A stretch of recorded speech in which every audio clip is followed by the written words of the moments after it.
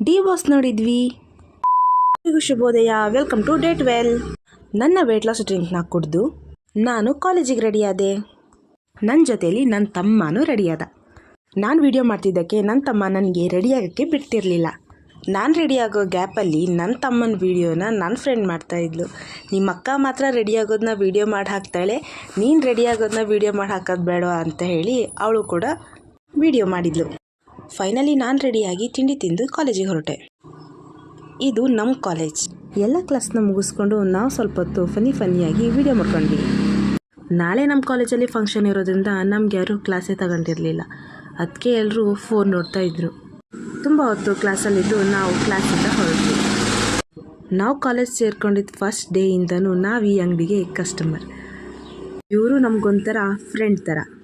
ಅಲ್ಲಿಂದ ನಾವು ನಮ್ಮ ಡಿ ಬಾಸ್ನ ನೋಡಿಕೊಂಡು ಜಾತ್ರೆ ಕಡೆ ಹೊರಟ್ವಿ. ಇವತ್ತೇ ಕೊನೆ ದಿನ ಆಗಿದ್ದರಿಂದ ತೇರನ್ನ ನೋಡಿಕೊಂಡು ಇನ್ನು ಮುಂದಿನ ವರ್ಷವೇ ತೇರನ್ನ ನೋಡೋದು. ಈ ಜಾತ್ರೆ ಆಗಿದ್ದ ವರ್ಷ ಗಣಪತಿ ಜಾತ್ರೆ ಜೋರಿರಲ್ಲ. ನಾವೊಂದು ಸ್ವಲ್ಪ ಐಟಮ್ ತೊಗೊಂಡು ಫೈನಲಿ ಕಲ್ಲಂಗಡಿ ಹಣ್ಣು ತಿನ್ಕೊಂಡು ನಾವು ಕೂಡ ಮನೆ ಕಡೆ ಹೊರಟ್ವಿ.